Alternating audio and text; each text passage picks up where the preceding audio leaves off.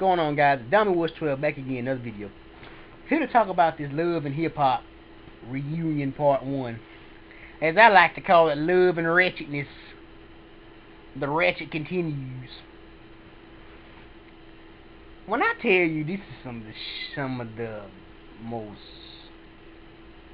idiotic ratchet shit I've ever seen, I'm gonna go ahead and tell you guys this. I loved every bit of it. I'm not a big this is like really the first full reality TV show I've actually watched. But my girlfriend kind of introduced me, and my sister, they kind of introduced me to this show. And I'm telling you, these women, if you want to get a lesson of ratchet 101, watch Love and Hip Hop. I was just flat out say that shit. Watch Love and Hip Hop. Anyway, let's talk about this reunion. I'm starting off with K. Michelle and Rashida. K. Michelle, we understand. Myth Hits apparently beat you. Apparently he beat you. I'm not saying he did, I ain't saying he didn't, because I went there, I don't know. And but the way this woman keeps saying this, I'm kind of leaning towards he did do it. I'm leaning towards him doing it. But Rashida, this shit ain't got nothing to do with you. Yeah, I know you and K. Michelle trying to become friends via this show, but this shit ain't got nothing to do with your ass. It ain't got zero to do with you. That's between Myth Hits and K. Michelle. Toya, it really ain't got nothing to do with your ass. I know Myth Hits is your husband, but you don't need to be voicing your opinion over some shit that went down a couple of years ago before you even got with the man. I'm just here to tell you that shit. And Rashida, the only thing that's justifying you is you talking about this shit is because they're your friend. That's your only excuse. They're your friends.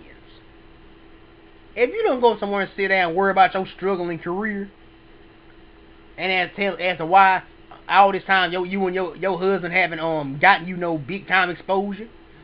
Yeah, you got nominated for a damn BET award, but what the fuck is a BET award?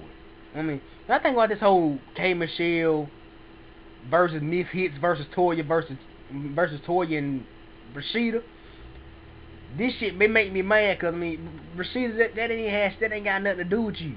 You worry about your husband, worry about your life, worry about your struggling career. I'm just saying that Rashida, that ain't got nothing to do with you. I mean, anyway, I'm done all that subject. Let's go to Scrappy and Erica versus Stevie J and Jocelyn. I do believe Stevie J got that ass whooped, but I also believe Erica got that ass whooped, because I'm telling you, it looks like Jocelyn done whooped her good ass before in her life.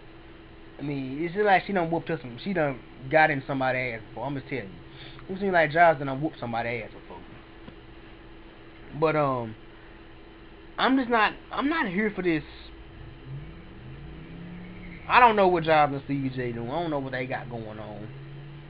But according to Lil Scrappy, and Stevie J confirmed this, he had to go to the hospital. Now I remember after that episode had aired, Erica was tweeting about saying, man, they edited that shit out. They put that nigga in the hospital. Scrappy put that nigga in the hospital. And Stevie J actually did go to the hospital. But Erica, I believe you got your ass whooped. I believe Jocelyn dusted your ass. I believe she whooped that ass. But anyway, but I'm over that now, but let's talk about my good buddy Stevie J. Stevie J. This man prowls on on stupid, insecure women. He does. He prowls on stupid, insecure women. If you're insecure, if you're an insecure woman and you're looking to do anything you can to get a quick buck and a quick fuck, I'm telling you, get with Stevie J. Try to mess around, try to get in the rap game and hire Stevie J as your producer. Cause anyway, well, Mimi is a dingbat. Mona Scott gonna ask her some shit like this. Mona Scott asked her, do you see yourself ever leaving Stevie J? Ever like not being with Stevie J. She basically said, I can't never say never. That he's the father of my child. I'm like, I don't want to call it a B, but I'm thinking about it, but because I try not to call women that, but I try not to call. I got respect for them. I try not to call them that, but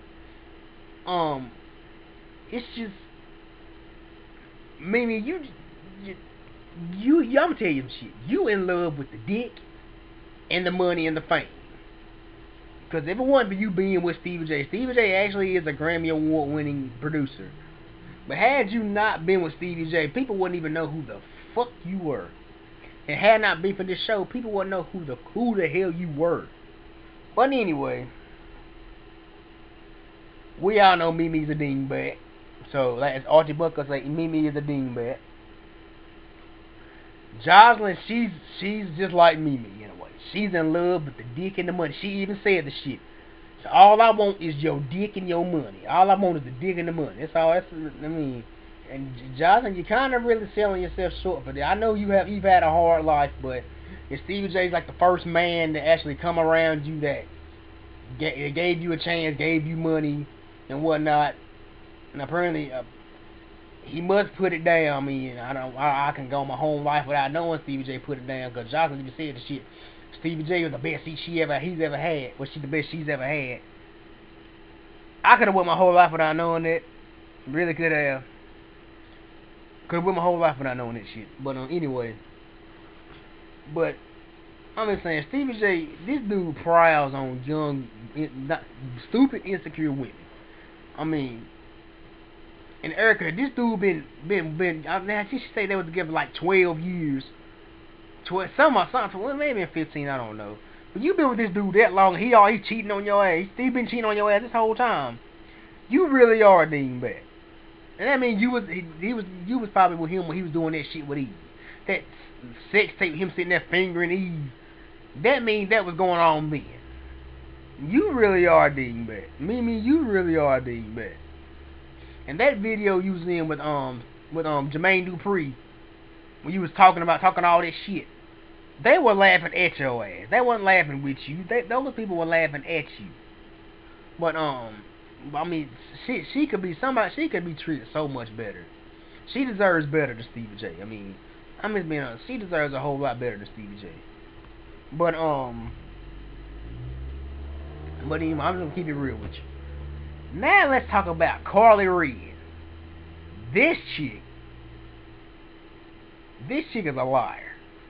This girl saying that she said the only thing she's gotten done are her breast and her teeth. She's gotten her teeth fixed and her breast fixed, her breast done. Said her ass is hers. And if I really did get my ass done, I would have got. Don't think I'd get a badonka done. I'm like, if you don't go somewhere with all this shit, well, your ass is fake. Courtney came and said her ass is deflated. Her ass is fake. I mean, now unless she must have been really taking it up the ass. She must really be taking it up the ass. I really eating a whole bunch of cornbread and pinto beans and greens and whatnot. Eating a whole bunch of cornbread and shit like it. I mean, her ass looks fake. Somebody should ask Benzino, is Carly Red's ass fake? They're gonna have Benzino and Carly Red on there next week, but Carly Red was on there today. And this guy named Funky Dineva, he has a YouTube channel. I don't really look at this video. I really didn't know who he is. I know I think he does videos. He actually asked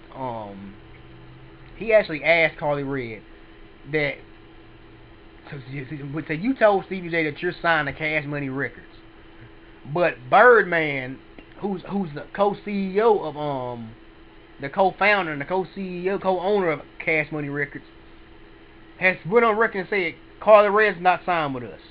And she's saying her manager works for Cash Money Management, and somebody else she's affiliated with works for Cash Money Management. But that doesn't really mean you're signed to Cash Money. That in no way, shape, or form means you're signed to Cash Money. But just because your manager is affiliated with Cash Money, that don't mean you're signed. If Birdman or Slim if they didn't sign you, you're not signed. Now I've read that she actually had an audition that she actually has had an audition with Cash Money Records, but they didn't like her. They chose that they didn't like her.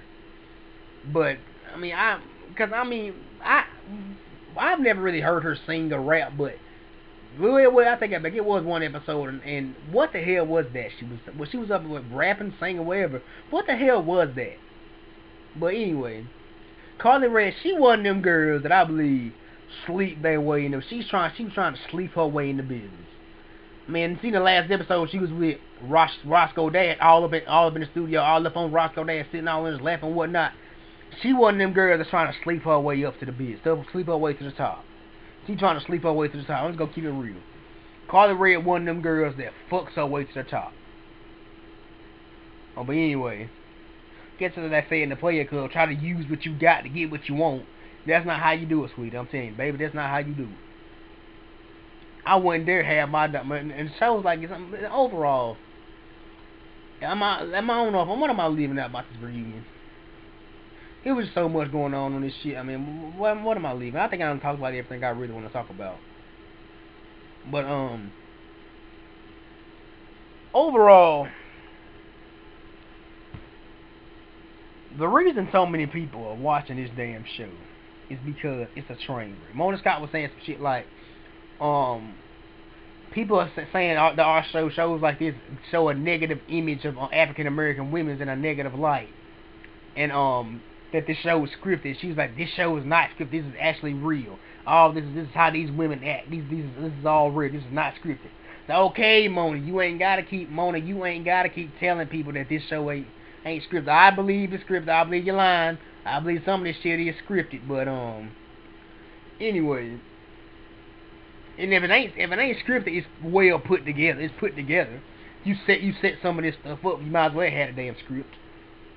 You can't tell me some of this shit wasn't scripted. But overall, we all know part 2 of the damn reunion comes on next week. Part 2 of the reunion.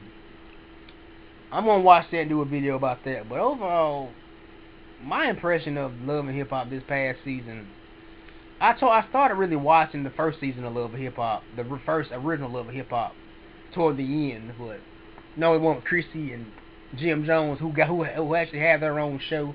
Not interested in that. I know T.I.'s new show. T.I.'s second season of his show comes back on next Monday. I don't know if I'm gonna watch that or not. I don't know. But now I do believe that show is real. I do believe that's real. Cause it's their family. I believe that's real. Anyway, but all these women on Love and Hip Hop, they all did this show for a chick. I'm just saying that. They did this damn show for a chick. You can't tell me none of them didn't do it just for the chick. Cause they basically make themselves look like asses and dingbags, like me. But I'm over it. I'm over that. Let me know what you guys thought about the reunion. Let me know what you guys think about my views on Love and Hip Hop. Let me know what you guys think. What you disagree about agree or disagree with some of my views of the show. Let me know if I was leaving anything out about this reunion. But let me know. Don't forget to subscribe, like, comment, share it on Facebook or Twitter. And don't forget the subscribe buttons up here. But anyway, this is Diamond Woods 12 checking out. Peace. God bless. And I'm out.